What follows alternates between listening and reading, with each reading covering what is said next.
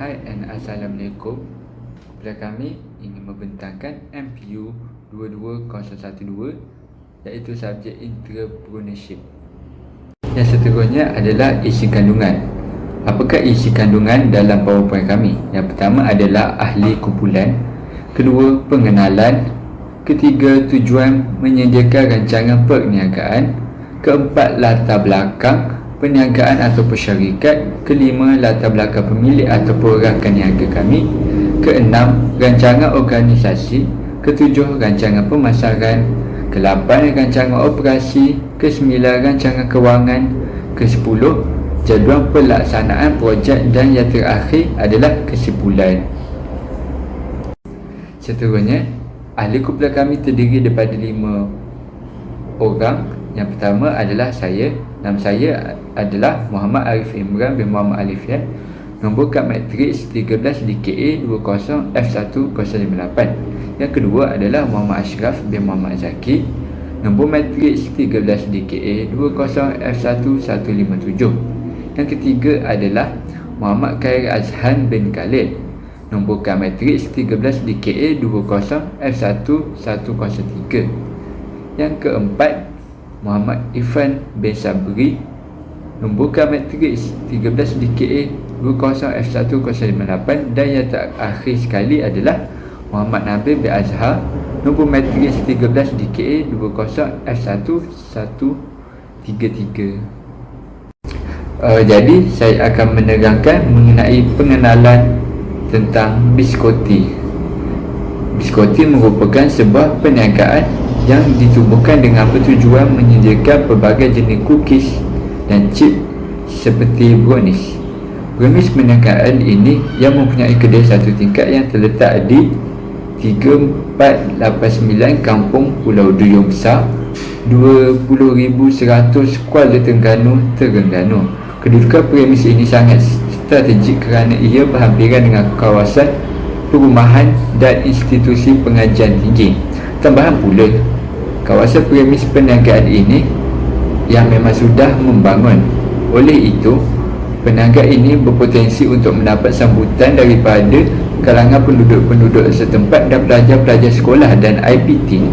Contohnya seperti IPT yang terdekat iaitu UiTM.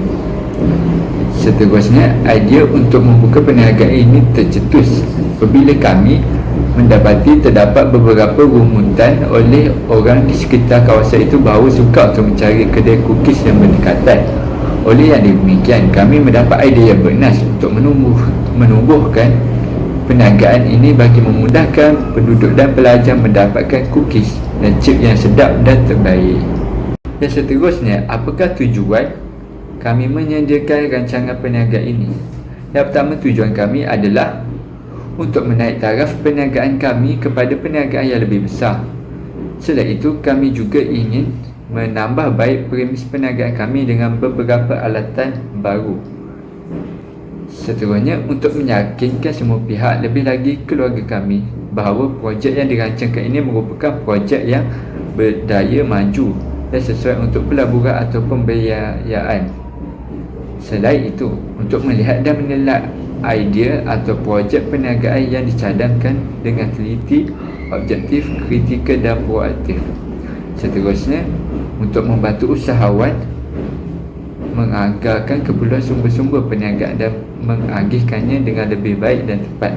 Dan terakhir sekali, memberi gambaran sama ada projek yang dirancangkan oleh perniagaan berdaya maju atau tidak. Okey, sekian daripada saya. Latar belakang perniagaan. Nama syarikat yang diberi ialah Biscotti Enterprise. Bentuk perniagaan dalam bentuk perkongsian oleh 5 kawan. Alamat berdaftar ialah Kampung Pulau Duyung Besar, 20100 Kuala Terengganu, Terengganu. Lokasi perniagaan ialah berada di Kampung Pulau Duyung Besar. Modal bagi permulaan perniagaan ini sebanyak RM500. Tarikh berdaftar untuk syarikat ini ialah 10 Oktober 2021. Jenis perniagaan ialah perniagaan yang menjual makanan dan biskut chip brownies. Tarikh tamat bagi lesen perniagaan ini ialah 31 November 2023 dan tarikh syarikat ialah taraf 100% keluaran Bumi Putra.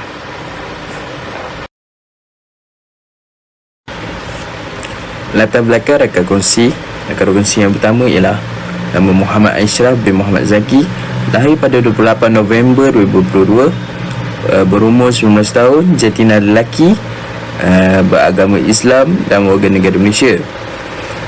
Taraf perkahwinan bujang. Taraf pendidikan ialah di dalam Diploma Kejuruteraan Awam. Jawatan di dalam syarikat ini ialah sebagai seorang pengurus besar. Kelebihannya ialah merangka strategi perniagaan dan penjualan produk.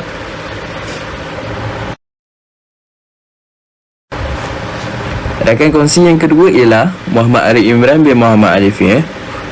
Tarikh lahir pada 9 Mei 2002, berumur 19 tahun, jantina lelaki, beragama Islam dan warga negara Malaysia. Taraf perkahwinan masih bujang. Taraf pendidikan ialah Diploma Kejuruteraan Awam. Jawatan ialah sebagai penolong pengurus di dalam syarikat. Kelebihannya ialah mahir dalam membantu pihak pengurusan untuk merancang dan melaksanakan sesuatu pekerjaan. Latar belakang rakan kongsi yang ketiga ialah Muhammad Kenneth Azhar bin Khalil.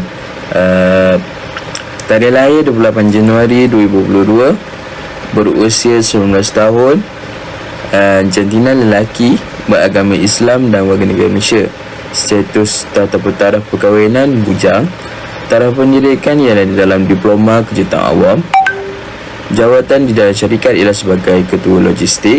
Kelebihannya ialah fasih dalam berkomunikasi, dapat interaksi dengan pelanggan dan mahir dalam mengatur stok produk.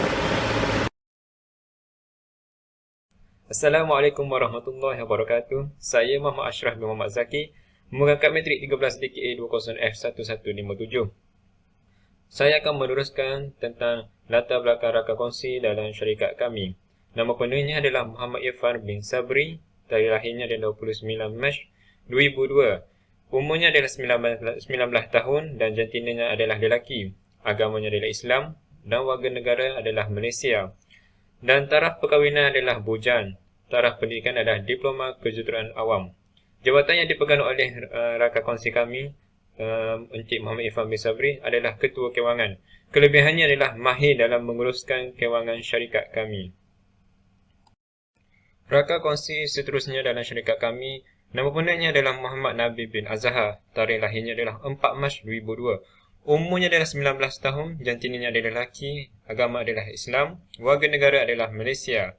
Taraf perkahwinan adalah bujang, taraf pendidikan adalah Diploma Kejuruteraan Awam. Jawatan yang dipegang oleh Encik Nabi bin Azhar ialah Ketua Pemasaran, Multimedia dan Teknikal. Kelebihannya adalah mahir dalam bidang periklanan dan pemasaran.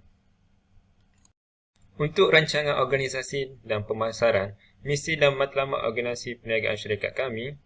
Misi organisasi syarikat kami yang pertama sekali menyediakan pelbagai pilihan produk kepada pelanggan. Yang kedua, memberi perkhidmatan yang terbaik kepada pelanggan. Yang ketiga, mendapat nama di hati pelanggan supaya menjadi pilihan utama pelanggan.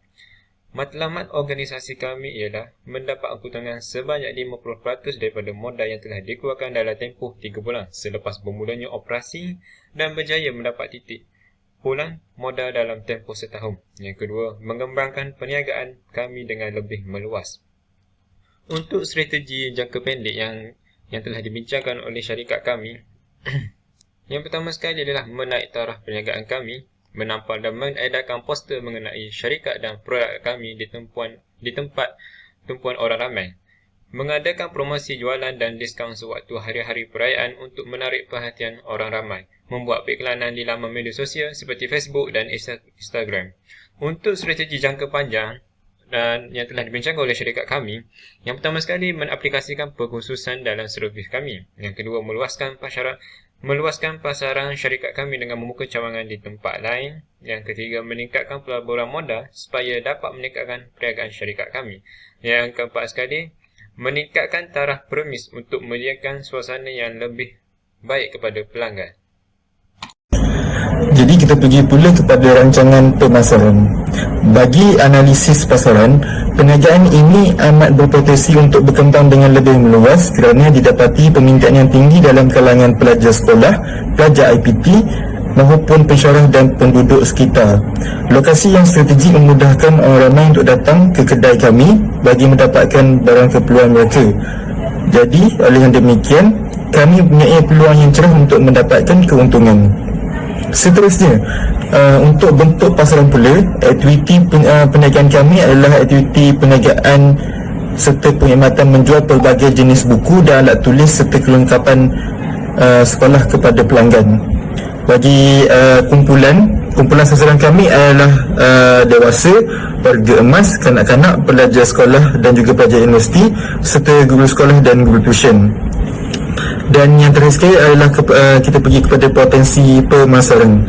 Bagi potensi pemasaran, pada peringkat awalnya perniagaan kami ini difokuskan terutamanya kepada pelanggan yang berada di kawasan Dungun, iaitu kawasan UiTM Dungun, kawasan Politeknik Sultan Mizan Zainal Abidin serta Kejiranan Dungun. Seterusnya, kita pergi pula kepada rancangan operasi. Bagi rancangan operasi, kemudahan asas premis perniagaan ini terletak di kawasan perumahan yang berkepadatan sederhana tinggi. Yang kedua, kemudahan infrastruktur yang sedia ada meliputi telekomunikasi, bekalan elektrik dan air telah lengkap. Yang ketiga adalah kawasan ini dikatakan strategik kerana terletak tidak jauh dari pusat bandar yang mana sekitarnya terdapat beberapa pusat pengajian tinggi seperti sekolah, kolej dan juga pejabat awam dan swasta. Dan yang terakhir adalah kami dapat mempamerkan produk dengan baik dan memberikan keselesaan kepada pelanggan yang datang berkunjung. Seterusnya, kita pergi kepada bahagian operasi. Jadi, jika anda dapat lihat dalam gambar rajah tersebut menunjukkan aliran proses operasi, iaitu pelanggan disambut, seterusnya pelanggan meminta apa yang diinginkan ataupun apa yang mahu dibeli oleh mereka. Seterusnya, pelanggan akan dilayan dengan penuh hormat oleh pelayan kami. Seterusnya, pelanggan dapat apa yang dipinta. Sekian, terima kasih. Assalamualaikum warahmatullahi wabarakatuh. Nama saya Muhammad Irfan bin Sabri yang memegang kad matrik 13 DKA 20F1048. Di sini saya akan menerangkan tentang rancangan keuangan. Yang pertama, produk. Pada bulan November, kami telah mengeluarkan modal sebanyak RM400 dan pada bulan Disember sebanyak RM280. Yang kedua, plastik bungkusan. Kami telah mengeluarkan modal sebanyak RM20 untuk plastik bungkusan pada bulan November dan pada bulan Disember pula sebanyak RM10. Yang ketiga, free gift mask, face mask. Pada bulan November kami telah mengeluarkan sebanyak RM30 dan pada bulan Disember sebanyak RM20. Yang keempat, kos penghantaran. Kos penghantaran pada bulan November sebanyak RM30 dan pada bulan Disember sebanyak RM20. Yang kelima, untung. Pada bulan November sebanyak RM150 dan pada bulan Disember sebanyak RM180. Total untuk semua itu pada bulan November sebanyak RM630, pada bulan Disember sebanyak RM510. Seterusnya, saya akan menerangkan tentang jadual pelaksanaan projek, iaitu aktiviti, tarikh mula, tarikh selesai dan status.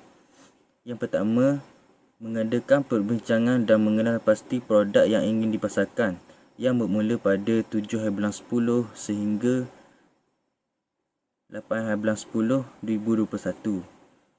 Status ialah untuk memutuskan menjual chip brownies.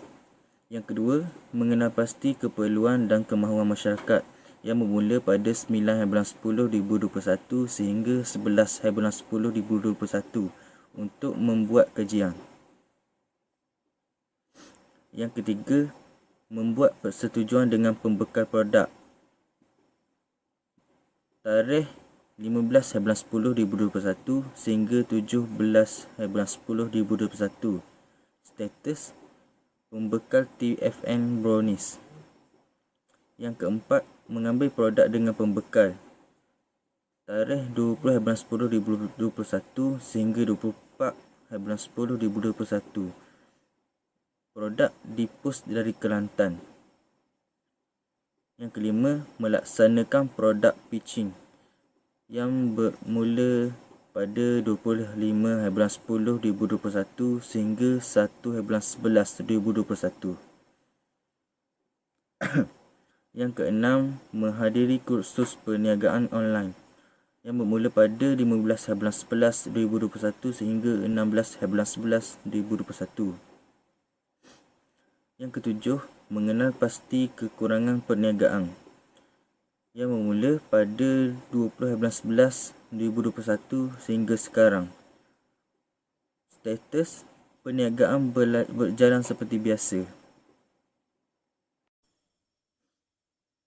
Kesimpulannya, jika dilihat pada keseluruhan kertas kerja yang dibentangkan oleh syarikat perniagaan kami mempunyai potensi yang amat besar untuk berkembang dan maju ke hadapan kerana syarikat kami mempunyai latar belakang keuangan yang baik. Selain itu, strategi pemasaran yang kami gunakan juga amat bersesuaian dengan perniagaan yang kami jalankan pada masa ini. Kajian dan perancangan yang sistematik telah dirangka bagi membolehkan perniagaan ini berjalan dengan lancar dan seterusnya dapat mencapai sasaran keuntungan yang telah dirangka. Oleh itu, syarikat kami amat optimis dengan perniagaan ini dan yakin ia berdaya maju dan mampu berkembang di masa hadapan. Pada masa yang sama juga, syarikat yang telah kami tubuhkan pada 10 Oktober 2021 ini akan terus kami perbaharui dan membaik pulih segala kelemahan yang telah dinyatakan di atas. Kami berharap syarikat ini akan pergi lebih jauh dalam cabang perniagaan ini sehingga dikenali di serata pelosok dunia, dan insya-Allah jika diberikan peluang, kami akan cuba mempromosikan produk brownies kami ini ke luar negara seperti Singapura dan Indonesia terutamanya.